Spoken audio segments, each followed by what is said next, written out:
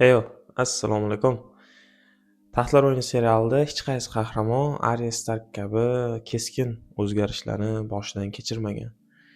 U Winterfellda opasi kabi lordga turmushga chiqish, keyin unga merosxo'r dunyoga keltirish falsafasini qabul qilgisi kelmasdi. Va aynan mana shu xarakter Aryani yovvoyi, qoidalarga bo'ysunmaydigan qizaloqdan butun Westerosni qutqargan qahramonga aylantiradi. Ammo Arya bu yo'lni yolg'iz bosib o'tmadi. Aryani xarakteri, omon qolish instinktlari va jang san'ati dunyodagi eng xavfli erkaklarning saboqlari yig'indisi hisoblanadi. Bugun biz Arya Starkni har bir ustozi va ulardan o'zlashtirgan xislatlari haqida gaplashamiz. Boshladik. Aryani birinchi ustozi bu uni akasi Jon Snow edi. Jon Snow unga qilich ishlashni o'rgatmadi, aksincha, undan muhimroq bir xislatda, ya'ni o'zligini anglashni tushuntiradi. Gap shundaki, Starklar oilasida Jonni bastard bo'lib ulg'ayganini va tabiiyki buni boshqa Stark farzandlari kabi muomalaga loyiq ko'rilmaganini bilamiz. Catelyn ham Jonni yomon ko'rishi, unga o'zligini qabul qilishni o'rgatadi va buni Arya Starkka ham uqtiradi. Aryaga kutilganidan boshqacha bo'lish ayb emasligini, aksincha undan to'g'ri foydalanish kerakligini tushuntirgan odam ham aynan Jon hisoblanadi. Westerosda qizlardan faqat chiroyli ko'ylak kiyish va aslzodaga turmushga chiqish kutilardi. Ammo Jon Aryani ichidagi jangchini ko'ra oldi va unga Needle deb nomlangan, o'zbekchaga igna deb tarjima qilamiz, qilichini sovg'a qiladi. Shu paytgacha Aryaga hech kim qilich sovg'a qilmagan bo'ladi. Hamma undan Winterfelldan chiqadigan xonim bo'lishni kutayotgan bir paytda Jon Aryaga o'zi bo'lishi imkonini beradi. Va eng muhimi aynan mana shu qilich orqali Arya hech kim bo'lishdan o'zini to'xtatib turadi. Aynan Bravosda oq va qora uyga borganida ham, hamma narsasidan voz kechilishi so'ralganida ham aynan u qilichni saqlab qoladi va aynan butun serial davomida oilasi bilan yana birga bo'lishga harakat qiladi. Chunki Ned Starkni farzandlariga o'rgatgan muhim darslaridan biri yolg'iz bo'ri o'lishi mumkin, lekin to'da omon qoladi degan darsiga doim amal qilishga harakat qiladi va tirik qolgan oila a'zolarini yana ko'rish uchun butun serial davomida ular bilan yana ko'rishishga harakat qilib, intilib yashaydi. Bravosning birinchi qilichi Syrio Forel Aryani rivojlanishida muhim shaxslardan biri hisoblanadi. Jon Snow unga qilichni bergan bo'lsa, Syrio qilichni qanaqa qilib ishlatishni ko'rsatadi. Lekin bu oddiy qilichbozlik darslari emasdi. Syrio Aryaga Ritser kabi og'ir zirhda kuch bilan jang qilishni emas, balki suv raqsini o'rgatadi. Suv raqsiga ko'ra Aryani kichik jussasi unga Westerosdagi og'ir zirhli Ritserlardan ko'ra ustunlik berishini, lekin ularni yutish uchun chaqqonlik va moslashuvchanlik talab qilinishini uqtiradi. Va shu orqali raqibi qanchalik katta bo'lmasin, Arya doim o'zini ustunliklaridan foydalanishi kerakligini tushunib yetadi.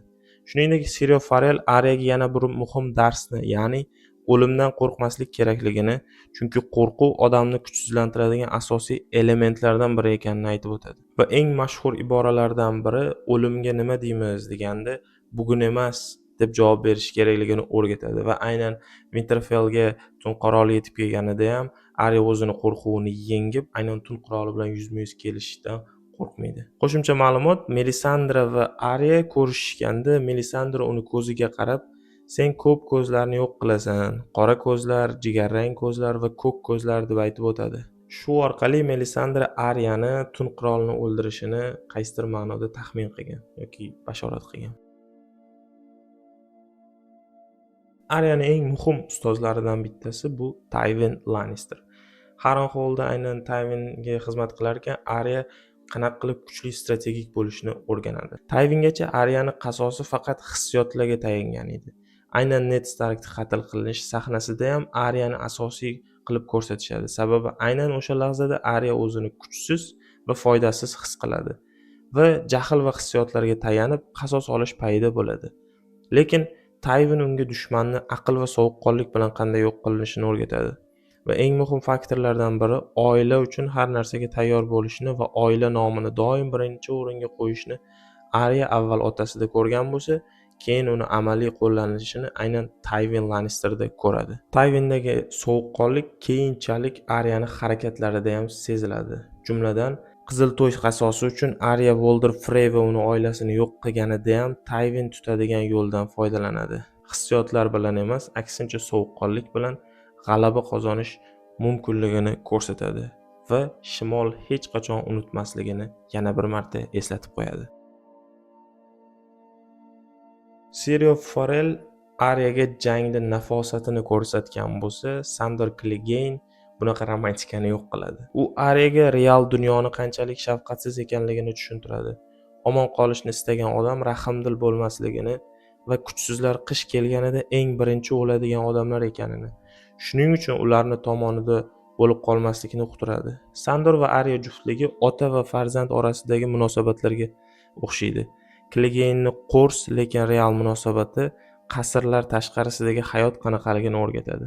Lekin Sandorni Aryaga bergan eng muhim saboqlaridan bittasi serial oxirida yuz beradi. Qaysiki, Qizil qasr yonayotganda uni ichiga kirib ketishga harakat qilayotgan Aryani Sandor Clegane to'xtatib, "Menga qara, sen ham menga o'xshab qolmoqchimisan? Qasosni tanlasang yonib ketasan", deydi. Sandor Aryaga qanaqa qilib qilich ishlatishi va realist bo'lishni o'rgatgan bo'lsa ham, u oxirgi qismda aynan Aryani qasos botqog'idan olib chiqib ketadi va hayotni tanlashni o'rgatadi. Va nihoyat Aryani xarakteridagi eng burilish nuqtalaridan biri Bravosdagi oq va qora uy. Yuzsizlar Aryaga qanaqa qilib arvohdek harakatlanishni o'rgatishdi. Bu yerda Arya hissiyotlarni to'liq o'chirishdi, yuzlar o'yini orqali o'rganadi. Aynan Aryadan Jaqen Hagar kimligini so'raganida, Arya doim hikoyat o'qib ishontirishi kerak bo'ladi va yolg'onligini bildirib qo'ygan paytlarida cho'p bilan uradiki, aynan yolg'onni xuddi haqiqiydek aytmagunicha. Aynan mana shu vaziyat Aryada yolg'onni ustalik bilan egallashiga va uni xuddi haqiqatdan gapirishga o'rgatadi. Aynan Bravosda u faqat eshitish va sezgi orqali ko'zi ko'rmasa-da jang qilishni o'rganib keladi. Aryani haqiqiy jangchi bo'lib yetishishi va odam psixologiyasini o'rganishi aynan Bravosdagi oq va qora uyda, ya'ni yuzsizlar uyda bo'lib o'tadi va mana shu yerda Arya o'zining burilish xarakteriga ega bo'ladi. Ya'ni yolg'onga ustalik bilan egalik qilish va uni xuddi haqiqatdek qilib gapirib berish. Eng qizig'i esa yuzsizlar Aryani hech kimga aylantirmoqchi bo'lishadi, lekin aslida Arya ulardan eng muhim darslarni o'zlashtirib, Westerosdagi eng xavfli Starkka aylanadi. Lekin shaxsan men uchun Arya xarakteri rivojlanishida Sandor Clegane'ning o'rni katta. Chunki u juda ham realist odam bo'lgan va dunyoni qanaqa real holatda ko'rish kerakligini Aryaga o'rgatgan odamlardan bittasi hisoblanadi. Lekin bu meni o'ta shaxsiy va subyektiv fikrim. Albatta sizlar ham o'zinglarnikini yozib ketsanglar xursand bo'lardim. Arya Stark xarakteri rivojlanishida eng muhim va burilish nuqta qayerda bo'lgan? Shu bilan bugungi video o'z nihoyasiga yetdi. O'ylaymanki video sizlarga yoqdi. Qisqa bo'lgan bo'lishi mumkin, lekin ma'noli bo'lgan bo'lsa xursand bo'lardim. Albatta obuna bo'lib fikringizni kommentda yozib qoldirsanglar xursand bo'lardim. Keyingi videolarda ko'rishguncha sog'-omon bo'linglar. Xayr.